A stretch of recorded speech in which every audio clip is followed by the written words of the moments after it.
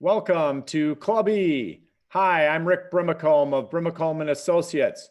I am your architect of business growth and will work with you to unlock your potential and amplify the scale of your company. Today, we're going to be talking about the physics of crisis leadership, what to do when you get bogged down. First, I want to thank our sponsors, Irish Titan, an e-commerce and web development firm, Boulay Group, CPAs and advisors, Highland Bank, a locally owned community bank, Romaine Berg, a digital marketing agency, Minnesota Sales, a sales acceleration firm, and the Network Connect, a catalytic gateway for growing your company. Before we get started, I'd like you to subscribe and like our Club E channel. We need your help on this, so just take a moment. I'll wait for you. Go down to below the video, click the subscribe and like button. Again, it will help us deliver better content to you, our wonderful audience, and we'll also let you know when our sessions are going live. I'd like to introduce today's Scott Propp, our speaker. Welcome, Scott. Thank you. And Scott's contact information is in the comments field. It's scott@scottpropp.com. And then also the comment field can be used for questions, and I'll tell you a little bit about that here in a moment. Scott, tell us a little bit about yourself, your background, the firm, the various activities you're involved in. Yeah. So I'm known as a systems thinker and kind of the guy that helps close the gap between strategy and execution. I've cut my teeth in the Fortune 100 industrial telecom environment, which led me to do business in more than 20 countries and a dozen different business models. I took an early retirement from that about a dozen years ago now and started a management consulting firm that really focuses on helping organizations through that murky middle. Clients range from manufacturing, retail, financial services. In my spare time, I'm a family guy. I love water skiing, snow skiing, and I've been known to hop behind the yoke of an airplane from time to time. So. Yeah, so tell us a little bit about you being a pilot. I see the picture there over your right shoulder. Tell us about that. Yeah. So that's a 1930s racing airplane. You might recognize it from the Disney movie, The Rocketeer. And it was an incredibly high performance airplane for its time. Very, very difficult to fly, even in the modern era. So I got to spend some time with the gentleman that built it and the pilot that flew it at the Oshkosh Air Show over in Wisconsin. So yeah, and just thinking through as a pilot, the old adage is never go anywhere as a pilot that your mind hasn't gone 5 minutes before. And that kind of thinking helps with strategy a lot. You definitely want to be ahead of the plane. Yeah, that's interesting. I'm sure you get a lot of value out of that as the work that you do and the strategy and innovative activities that you're up to. Thank you. So before we get to our event, let's discuss what you, the audience, can receive for your participation. Again, you can put your questions into the comment field and also type in #innovation. 3 winners are going to receive a complete growth leader personal assessment session with Scott. You're going to complete some paperwork ahead of time, and then Scott will set up a video call with you and help identify your complete growth leader dominant style. And that will also allow you to provide some specific insights and identify potential blind spots on how you show up in your teams. So Scott is going to go through this session with you. Great opportunity to be more present and work better with your teams. Again, the hashtag is innovation, and 3 winners will be chosen for that. In addition, get a chance to ask Scott your questions. So please participate with us today. Say, Scott, as we get going here, obviously lots of economic challenges. Talk a little bit about the phases that you saw your clients and other companies go through as they went into the shutdown. Yeah, that's fascinating. Seems like forever ago, right? That we had, the peak of the stock market, and we were rolling into the front end of January with a lot of momentum. So my clients span a couple different areas, but I had some larger international clients that actually had presence in China, and they were kind of the canary in the coal mine for me. But even them, when they took a look at it, they thought it would be an isolated event, perhaps one plant going offline. So I would say there's this one category of undercalled, right? They took a look at it, and even some of the best people that I was listening to at the time said, hey, this is not going to be a thing. On the small co side, most of, if you remember, we were working on talent and tech and trade, right, were the big drivers that were really the big problems at the time, and we were heads down on those. And I saw what I would call a lot of denial, right? It's another distraction. It's on page 2, column 3, and this led to iterative resetting. So shock, anger, rejection, acceptance, and just continually iterating, and it was grinding. So that's what I saw going into this. I'm not sure anybody would give themselves an A on anticipation on this one. It really put everybody back on their heels, regardless of the size of the business. Hmm.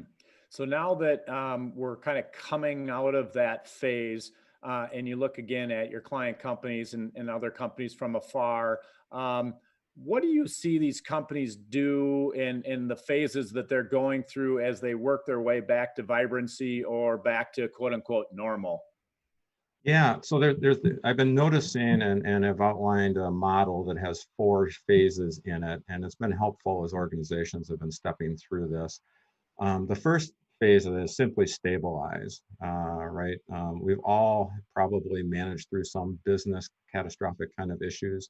Usually they're specific to us. We don't usually have a whole economy go down at the same time. But the first thing we always do is get a war room together, right? Get the human assets cared for and accounted for, and just get that initial stabilization in place. The second step I call interpret. And the information that comes at you at this time is really out of order and conflicting, and you just have to sort it out. And I spent a lot of time in concert with clients, just helping to sort through this stuff and get it sorted into 3 or 4 different concepts that they could go to work on. Perhaps looking at new opportunities, perhaps looking at stock to serve their customers, and all kinds of different concepts. The third step is really align. After you take those different concepts, usually one of them begins to emerge as where you want to double down on.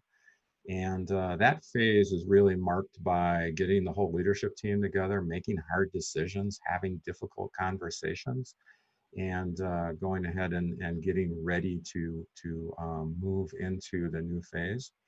And then finally, there's back to execution, right? Turning the firm back over to processes and adaptive and collaborative leadership, hopefully where it was before the event. So those 4 elements, stabilize, interpret, align, and execute, are really useful. And especially, I know on the call today, we've got service providers, we've got leaders in industry, we've got people that are in mid-sized businesses that are attached to larger, more complex organizations. And getting an accurate read on where the firm is in those 4 stages can really help you serve them much, much better. Okay. And for folks that want to try to figure out where they're at, how can they tell which phase of the recovery they're in? Yeah, I think the thing that I would say one of the best diagnostic tools is to look at the decision-making process that's currently operating inside the firm. When a firm is trying to stabilize, there's this need, because all the empowerment essentially washes out of the middle of the organization, you get to this spot where it has to be top-down decision-making, where the wise people are grouped together, people bring them information, and they make decisions. And it's absolutely the correct thing to do, because at that point, you're making policy-level decisions. So the top of the house has to make them, right? And that continues for some time. I've got large multi-billion-dollar companies that just exited this phase. The second element, when you see people move to interpret, I call it the benevolent dictator, right? So you begin to get some more interaction done. You begin to see some more openness to perhaps people proposing things and managing up kind of things. And that lets you know where you are. In the align stage, that's frankly the biggest lift is down selecting and having the difficult senior leader conversations, right? They need to be fact-based. They need to be ruthless in their constructive, positive, fact-finding ability to really come to something that the whole team can agree on and implement with cabinet level responsibility. And then lastly, when you see firms in the execute phase, they're in a predictable decision-making environment. So just quickly, if you're selling into a firm, chances are really good that the decision path that you're used to selling into has changed. You probably don't have the same reviewers and approvers in the network anymore. And understanding which layer you're in, which element and phase you're in can really help you to kind of assess, hey, what do I need to do to make this happen? It's really a threat and an opportunity because people are really used to having that comfortable process, and we're kind of out of that right now. So people are willing to entertain things that they might not have entertained for a while. So you see both threat and opportunity here. So you mentioned different company sizes when you're talking about the audience that we have here, and totally agree with you. There's some big company listeners, some smaller company listeners. Talk a little bit about the differences, big to small, in what they're experiencing, and would you say that they're in sync with one another? Yeah, that's thanks for asking. That's one of the keys here, I think, is almost universally small co and mid co is farther into this recovery process than large co. Large co has such inertia and process stability built up inside of it that it's having a harder time pivoting. Most of the world that I work in the multi-billion-dollar publicly traded environment, is still in the 2-3 phase of recovery, while many of the small and mid-co firms are in the 3-4 stage of recovery. And that's significant because we as service providers, those of us in small and mid-sized business, can be a real help to come alongside large organizations and be that scaffolding to help with communications, to help with providing rich options. Doing business well right now is not optional. We haven't had to take an economy off the mat as business leaders. So this is a very unique time, and I think provides really unique opportunity for small and mid business to really play a major role in helping us to get back on track. Interesting. So as the companies look to get back on track and emerge out of this, obviously there is a pre-COVID time period, post-COVID time period. Tell us a little bit about why pre-COVID strategies won't work as companies go forward. Yeah. So if you think about organizations, large organizations really depend on processes a great deal to create consistent results. And when those processes were designed for another context, suddenly individual leadership becomes really important, right? So shifting out of that process mode to individual leadership inside the firm is no small thing. And most strategies aren't built for that. They aren't built for small discovery kind of projects. Second thing I would bring up is that most strategies weren't nearly as resilient as people thought they were. They were really outlined for one specific economic context. And one of the first things that you look at is how could we maybe apply this to a couple different scenarios? An obvious example is, what if we have a COVID bump Q3, Q4? What if we don't have a COVID bump Q3, Q4, right? And then what's the base case that we're going to manage to? A lot of times in strategic work, we get stuck at like the 10,000 foot level and really don't bring it down to the runway. And I've been reviewing a lot of those lately, and it wasn't clear that they had done the installation really well. And now when they have to reform it, that's coming back to haunt people a little bit, right? The other mistake I see is many strategies were just roll-ups of operational plans without really a narrative attached to them. So when the organization is suddenly disturbed, there's no single narrative that allow people to reorganize and get back on track. And that the close cousin of that is there weren't any systems to reinforce it as well. So all this kind of comes under the heading of doing the alignment working, taking that 30,000 feet and really bringing it down to runway level.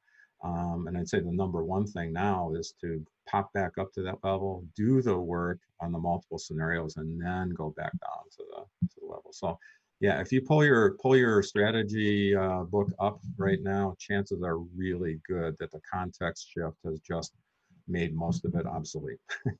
Okay. So another strategy question, kind of play off of what you just said.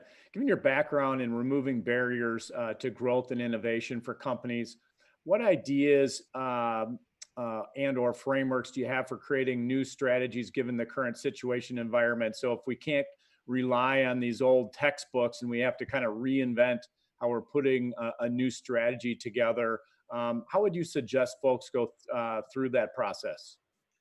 Yeah, so a couple of points. One is one mistake I see consistently is people think that when we talk about creating a aligned strategy, we're talking about removing the tension from the organization. And that's really not true. Frankly, when we're trying to restore strategic guidance right now, we're really trying to find those tensions, perhaps those outlying viewpoints, and really bring them together. It's about harnessing the tension and the mixed viewpoints right now and bringing those forward. So that's the first point I make. Second one is don't be afraid to partition the team's thinking a little bit. One of the things during crises like this is everybody brings their own viewpoint to the table. And as a leader and a facilitator, you need to bust those up a little bit. Something as simple as channel, market, supply chain, right? Those kind of titles can help to partition the information and have much better discussions. The third point is get a higher viewpoint. I really encourage people to get out of the short-term business press right now and stay and get up at a higher level. Read some history, pull up a biography about Churchill, think about things from a more long historic arc. These kinds of events only happen maybe once or twice in a career. So the 5-point kind of posts that you read on a lot of the websites just aren't going to take you there right now. Fourth point, adjacent lanes. There's a lot of insightful stuff that you can sometimes borrow. I'm seeing food firms suddenly embrace direct-to-consumer models, right? Which they wouldn't have even, you got laughed out of the conference room 6 months ago. Now suddenly that's right on the table. And then finally, cross-functionality is key here. The organizational chart will not serve you well to do new things. The reason we do cross-functional teams is we want to put people together under a smaller agenda to do something new. And the secret here is co-creation is much more powerful than having individuals design things and then try to install things. Always better to do it in a cross-functional way. Yeah.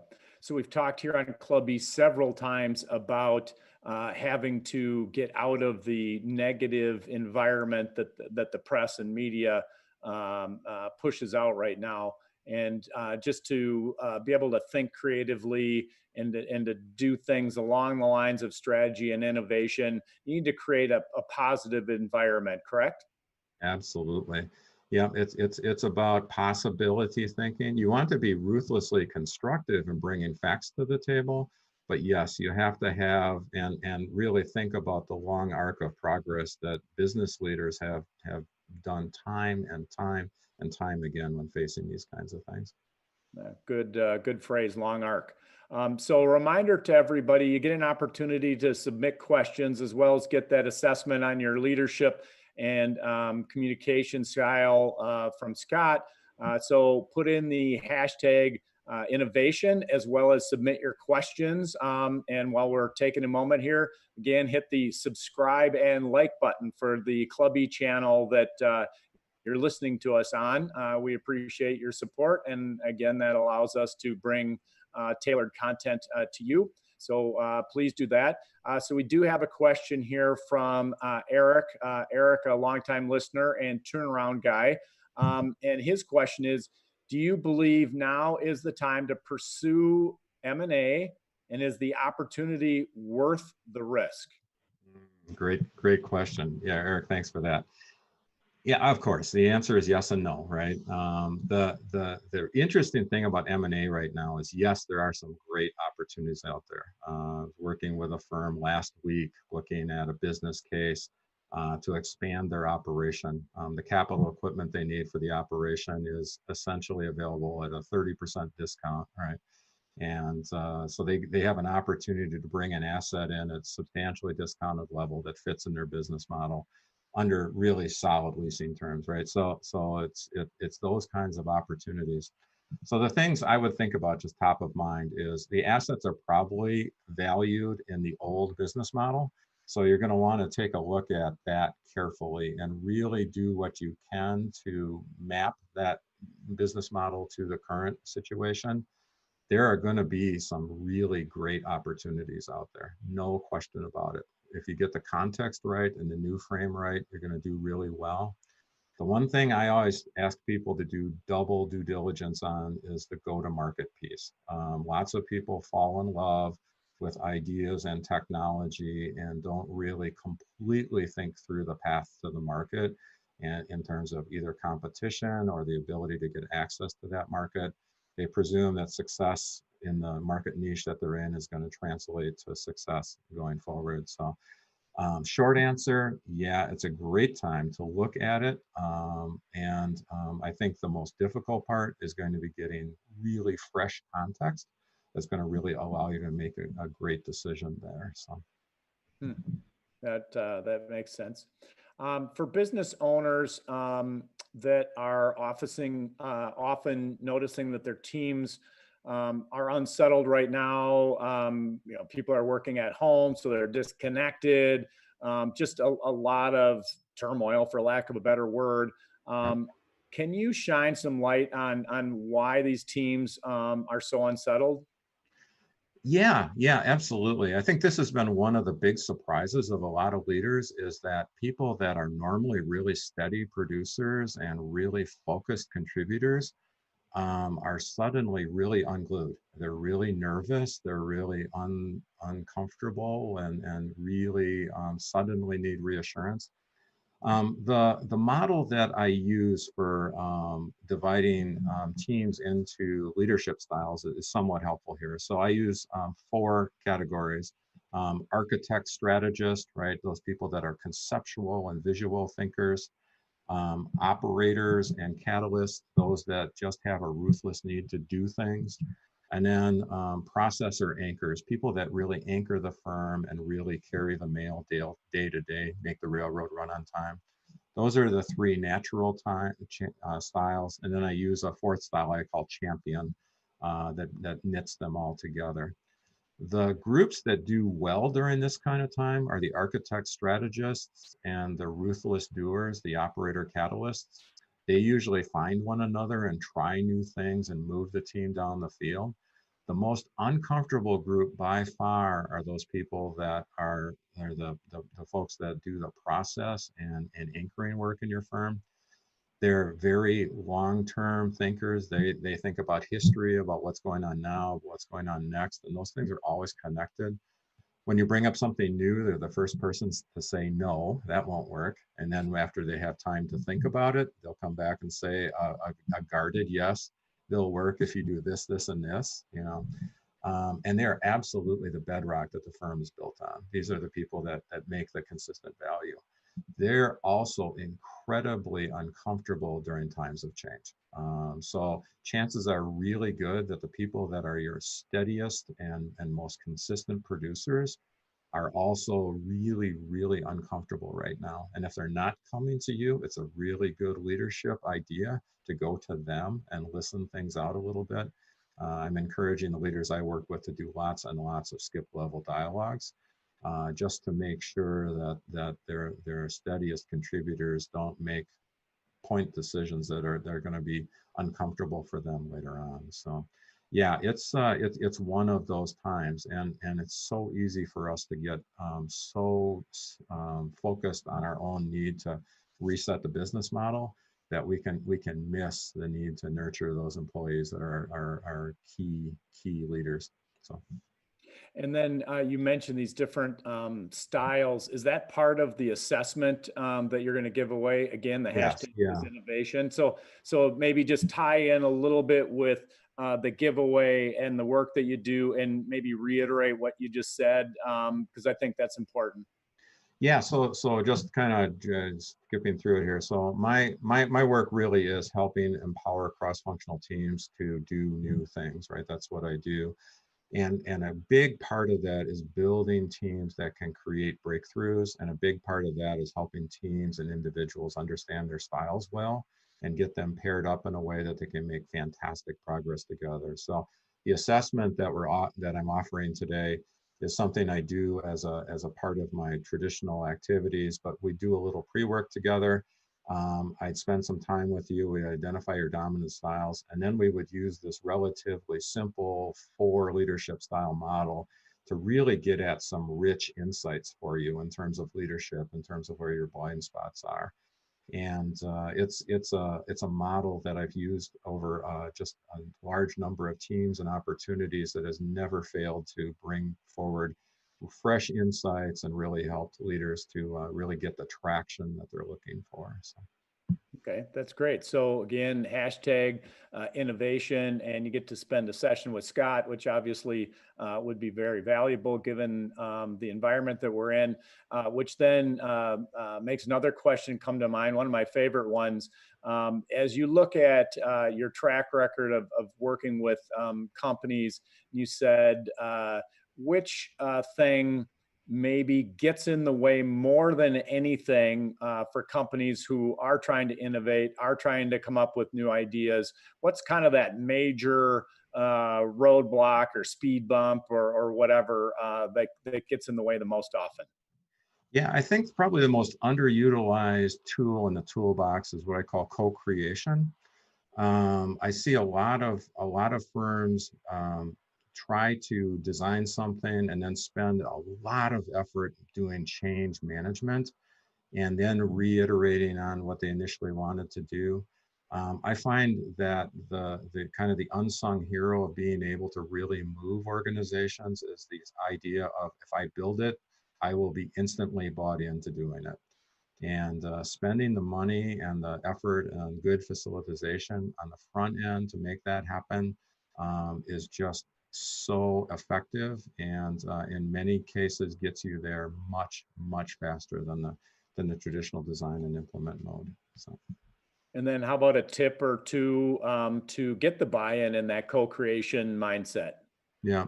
Well, we already hit on it, but one thing that I wish I would have known much earlier in my career is just take a look at the personnel styles, the leadership styles piece. I'm a master's degree engineer and an MBA, and no one ever taught that stuff to me in the academic side, but it's incredibly powerful. And that would be something that I think is an under leveraged tool for most of the world. And then build better teams. Usually what happens is I get called in to look at results or lack of results. And almost every time you can trace it back to just a couple elements of not having the right team together. And it's usually not that the team wasn't able to accomplish the near-term objective, but to make teams really work, you need to think of the whole through line of value that you're trying to create and make sure that everybody that needs to be there is present. So that would be the other one I would throw out. Okay, great. Thank you. Helpful. So, how should executives approach setting out a new course as we come out of this great pause or the great suppression? Yeah. Again, we have a situation where the world is different, and how should executives deal with that?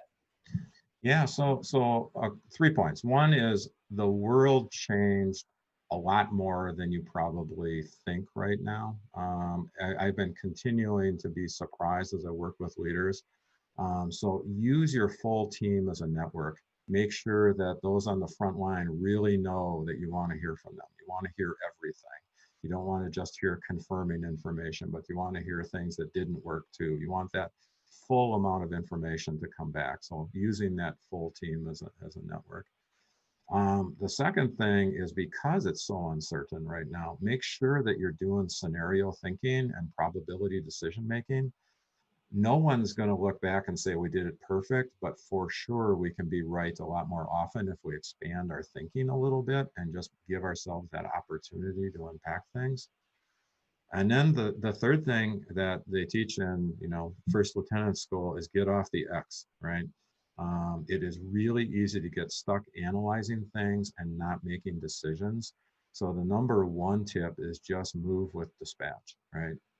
Make your best decision and move off the X, and then make the next better decision. Especially with my larger company cohorts, getting them moving is the hardest thing. Now, the upside of that is they have no choice at this point, right? So they will be moving. So those of you that serve them as service providers or mid-sized organizations, you have a unique opportunity to help them keep moving, to help providing good insight and some lubrication, if you will, to kind of keep them going in the right direction. And when you talked earlier about the differences between big companies and small companies and why small and mid-sized companies can compete favorably, is that basically it, what you just covered? Yeah, I think so. I think the big shift, and it's still, we're a decade past 2008 now, but there's still this idea that you need to be big to create big value. And the truth is that, 30, 40 to 100 people now can create massive value, right? And we're still chasing that ghost inside large organizations. So as I see mid-sized organizations, particularly software as a service and that ilk of firm come alongside these large enterprises and really add tremendous value, that's what I was thinking about in that way. Okay, so we have a couple of questions coming in. Remind everybody, #innovation, get your name in the drawing for the strategy session with Scott to look at your leadership style and how you communicate and show up with your teams. And then also folks can ask questions. I got a couple here that I'll get to. Again, subscribe and like the Clubby channel that you're on. And then lastly, we are going to be bringing this to a podcast. So just giving everybody a heads up that will be another way that you can consume what we're doing. Okay. Got a couple here. Question from Alex. It says, Scott, are there specific scenario planning tools or approaches that you recommend? Yeah, great question. So I think the thing right now is number one, it needs to be right, not perfect. So what we have read in the past about deep scenario planning, I would say at this point to set that stuff aside. So I right now what I do when I'm on a phone call with people is I simply walk them through the who, what, where, when, and why acrostic, and get that level of information down and clarified. And it almost always points to the need to do some additional experimentation and fact finding, and we do that in a very disciplined way. So there's a series of posts on my website on a process I call Stride, which is a tool to do discovery. And in that, there's a set of detailed planning elements in that I'd be happy to share with you if you want to reach out to me via the email. But the key is do everything you can in the conference room and then incredibly quickly move to the front line and begin doing the fact finding to blow away the fiction that is in every scenario. So okay. Those would be my top tips. All right, great, very helpful, thank you. And then another question from a longtime listener, Eric. This is interesting because it dovetails into your own practice, Scott, as well as number of service providers out there who are working with these kinds of companies. How do you connect with business owners at this time when the business owners are faced with a lot of challenges and fear? So how can you, Scott, or any of the other service providers out there, like our sponsors, again, I guess I'd give a plug to them. Irish Titan does the e-commerce web development, Boulay, the accounting firm. We got banking at Highland Bank, and a couple of others. But as service providers, how might they better connect with business owners? Yeah, I think it's, first of all, just acknowledging it's an incredibly unique time, right? We're all working from home. You're seeing my office in the background. We're all connecting with each other in a very strong individual way. I don't think it's ever been more personal than it is right now. So number one piece is to do your homework, right? You're approaching a person, know everything you can about that person and the arc of their career. Look at where did they go to school? How did they think? Right? What's their training? What kind of verbiage do they use and the things that they write? All that's on the table right now. And what I'm finding is simply messaging people in the LinkedIn platform is incredibly powerful if you show up with something relevant and you can show that you've done your homework. I'm having more direct conversations than I had expected in the last few weeks, just by simply saying, "Hey, I just wrote this piece. It addresses this question, and I notice, right?" And then the 2 or 3 levels of fairly specific information, and happy to have a conversation, and that's been useful. I'm also finding that people really want to talk about how to collaborate around coming through the crisis. So very much the conversation we're having today, I've had with dozens of firms in the last few weeks. And people really find that frameworks and getting on the same page with some shared vocabulary to be very helpful. I would encourage you guys to consider that as well. Okay, great. Another question. Question is about cash flow, cash. Okay, should businesses in a cash crunch be giving away more than typical amounts of equity to retain talent? And if so, kind of how much extra should they be offering? That's a great and specific question. I'm going to direct you to a comp person for the detailed answer. I'll give you the analog answer from my viewpoint. Right? The thing that you need to look at on talent is exactly how it's going to empower your business model, right? And never over invest in things that are adjacent to your business model. And one of the things I find, I work with a lot of CTO and R&D executives on these kinds of questions, and the option, and you need to use options thinking here, right? That what level of investment here gives me the maximum amount of upside, and what's the downside? So actually building that specific compensation package can be done in a lot of creative ways that can protect you in a lot of ways on the downside and give you a very, very strong upside. So that's a really specific question that I would encourage you to grab somebody that does comp and can really walk you through the specifics. And I'd add too, just from my own experience, I have a couple of portfolio companies that are hiring right now, and it's a good time to hire. Obviously, a lot of folks out there looking for new opportunities. In addition, a lot of people are kind of reevaluating what they want to spend their time on and their life energy and what they want to lean into. So a lot of people kind of rethinking what their business and work life is going to look like. So it's a great opportunity to be out looking for folks, whether it's a comp package that's all cash or all equity or some combo. So again, reminder to everybody, hashtag innovation, have an opportunity to interact with Scott, improve your leadership and communication styles, and then also submit any questions that you'd like to hear from Scott from. So an extra question here from the audience. We touched on some typical things that get in the way. As you look at companies that are the most successful going through the growth and innovation journey that you typically work with them on, Scott, what are the themes that you see running through the companies that show the most success? Yeah. I think it's fascinating in many ways. Those that were well positioned have used this as a time for acceleration, right? And what trends were they on? Well, they were high digital organizations, right? They had really taken as much of the physical process and taken it digitally, right? And we've seen them just lurch forward.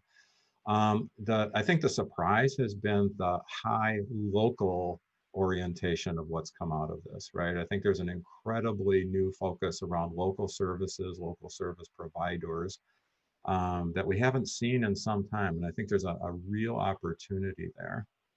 The third one I see in a lot of my work is balancing supply chain resilience versus cost for a change. I see real action underway to think through, oh my goodness, right?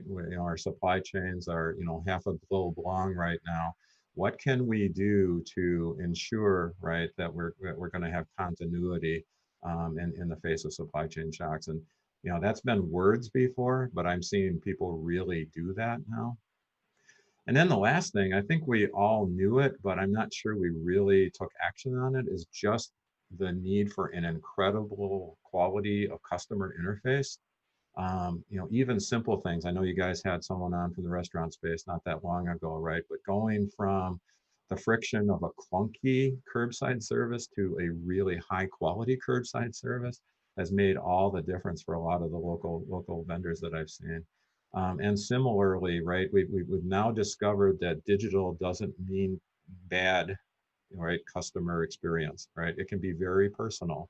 When I go to get a Domino's pizza, they know my name. It's very personal, yet we never touch. So. Yeah, we did cover supply chain a little while ago. And yes, we did talk restaurants. Romaine Berg, a digital marketing firm, is one of our sponsors. How have you seen the companies that you've worked with do things differently from a marketing perspective? Yeah, I see, first of all, we talked a little bit about the individual and personal nature of this. I'm seeing executives that have never gotten out from the memo, suddenly doing live streams with their internal teams as well as external teams. I think that one of the surprises has been people want to work for firms that have a real personality and a real character and culture that they can point to a person about. So I think that's been really fascinating as well. And similarly on markets, I think we all were a little too high level and a little too global in our definition of markets. I'm seeing incredibly specific things beginning to work more than some of the perhaps broader niches we've talked about before. Without going too deep, one of the firms I work with is in the food business, and they are finding layer after layer after layer of new opportunity within different categories just by relatively minor shifts in taste and texture and preference, which they probably would have discovered eventually, but they've accelerated all that based on just listening better than they have in the past. So listening dovetails into our next question from Brad. Brad says, I'm finding business owners that were open to change / listening internally have been more successful in pivoting versus those with a closed communication system, but are now looking for input. Have you found that to be true, Scott? Yeah, every organization has its own character. Some of them are very, in the materials engineering environment that I come from, right, we call it pinned in place, right? To the degree that there's relatively strong silos and lack of lateral value communication going on within a team, that really slows teams down right now. Those that have invested in value stream mapping and getting the service level agreements in place so that they are really aimed at generating value for the client or the customer are really moving forward right now. Some of the tools that we've used in terms of value stream mapping, jobs to be done, those kinds of tools are incredibly useful at this point right now to get teams moving. And yes, if you have the benevolent dictator in place that's looking for input and then is going to take it away and think about it and then try to install it, they're going to be much slower than the firm that can put in a cross-functional team and actually do the work of collaboratively building the airplane when they fly it. Okay, great. Say, as we aim towards wrapping things up here, if you had to leave the audience with one main point for today, whether we've covered it and you want to reiterate or something new, what would be the main takeaway that you'd like our audience to have?